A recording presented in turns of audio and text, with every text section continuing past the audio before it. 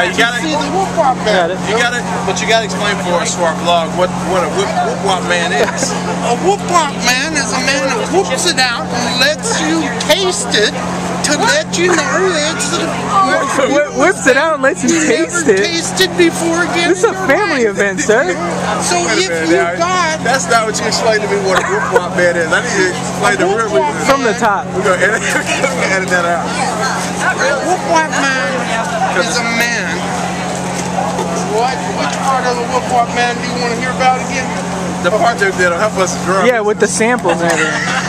Yeah. Not to get us arrested. Can't, yeah, the whip it out and taste it. He's a soul man. Yeah. He talks to people's soul. Yeah. Okay? Now, if your stomach is talking to your brain, yeah, he's going to talk to you in soul music. Absolutely. Okay? In soul language. It's our first time on First Friday. We got to get our name out. It's native. It's native from the stomach, from your belly button. Okay? Nave means that you don't have words for it. So you have to get the words into their mouth. So you give them a taste. You got to whip it out and put it in their mouth.